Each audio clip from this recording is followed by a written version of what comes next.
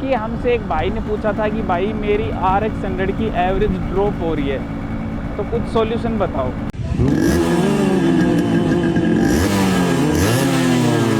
And welcome to the new blog. भाइयों कैसे हो आप लोग? उम्मीद करता हूँ आप लोग बहुत ही अच्छे होंगे। तो भाइयों अभी आते हैं अपने RX 100 के नए टॉपिक के ऊपर, जो कि हमसे एक भाई ने पूछा था कि भाई मेरी RX 100 की एवरेज ड्रॉप हो रही है, तो कुछ सॉल्यूशन बताओ। तो भाइयों मैं आपकी बाइक की एवरेज मैं तो बढ़ा नहीं सकता, सब आपके हाथ में है। आपको गाइड कर सकता हूँ कि आप कैसे इसकी एवरेज बढ़ा सकते हो। भाइयों सबसे पहला पॉइंट, आप जब भी इसको स्टार्ट करके कहीं ले जाते हो उससे पहले एक बार टूटी ऑयल की पूरी अपनी छानबीन रखा करो। थोड़ा इसमें एक्स्ट्रा टूटी ऑयल डाल दिया करो। पर्सनली मैं सजेस्ट करूँगा कि आप इसमें अगर पंप से आपका जा रहा है टूटी ऑयल, फिर भी 40 ml 1 लीटर के साथ इसमें डाल दिया करो। उससे क्या होता है कि यार ये थोड़ी पुरानी हो रही है, इसके इंजन में फ्रिक्शन कम होगा, घिसावट कम होगी और बाइक बहुत स्मूथ चलेगी।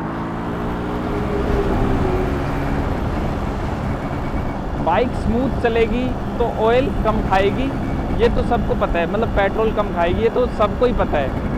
और अगला पॉइंट मैं आपको कहूँगा कि आप इसमें जो कि आपकी ये जो क्या नाम है इसका, फिल्टर है, एयर फिल्टर, इसका बहुत ध्यान रखा करो भाई। उसको अच्छे से साफ़ करके रखा करो। और उसमें अगर ज़्यादा गंदा हो गया है तो उसको आप रिप्लेस किया करो। देखो अगर आपको बढ़िया सा फ़िल्टर चाहिए, एयर फ़िल्टर, तो मैं यहाँ पर डाल दूँगा और टूटी ऑयल भी डाल दूँगा। व्यू प्रोडक्ट में यहाँ पर स्क्रीन पर आप क्लिक करके वहाँ से ले सकते हो, वहाँ से आपको बढ़िया मिल जाएगा। तो टूटी ऑयल, एयर फिल्टर अपने 2 हो गए।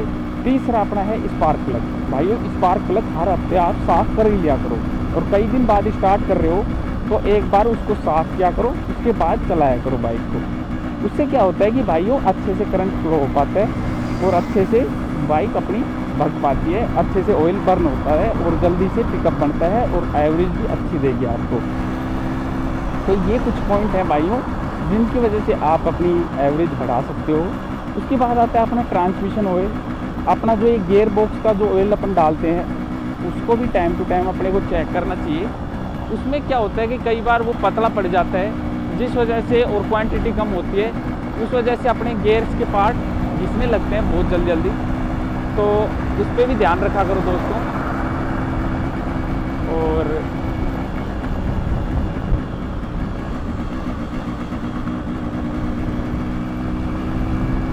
और भाइयों जैसे कि एक चीज़ और है, एवरेज अच्छी पाने के लिए आप इसको शुरू में जब राइड करो तो शुरू में तुरंत मत भगाया करो। इसमें क्या है, टूटी ऑयल जो होता है वो धीरे धीरे इंजन तक जाता है, तो पहले उसको थोड़ा सा पहुँच लेने दिया करो पाइप में से, उसके बाद आप इसको भगा सकते हो। शुरू में जब भगाते हैं तो बाइक सूखी चलती है एकदम से, तो सूखी चलती है तो उसमें बहुत ज़्यादा चांसेस होते हैं कि आपके इंजन की स्पेयर पार्ट जो हैं वो जल्दी घिस जाने के, और वो जब सूखी चलती है तो उसमें इंजन डैमेज होता है। और एक जो मेन कारण है भाइयों वो ये है कि मान लो आपकी जो बाइक है वो 100 सीसी की है, पर इसमें पिस्टन बदल के बोर होकर वो पिस्टन बड़ा लगा हुआ है, तो बड़ा पिस्टन ऑब्वियसली तेल ज़्यादा खींचेगा।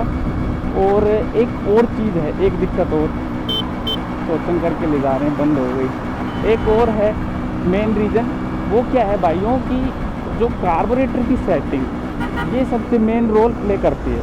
कार्बोरेटर की सेटिंग जो होती है वो कई बार अपनी अपसेट होती है, जो नीडल की सेटिंग होती है उसकी वजह से बाइक बहुत ज़्यादा तेल खाती है।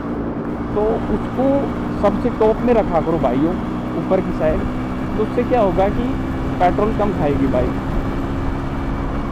तो एवरेज आपकी सही देगी। तो और RX 135 है आपके पास, तो उसमें 135 का कार्बोरेटर लगाओ, 100 है तो 100 का लगाओ।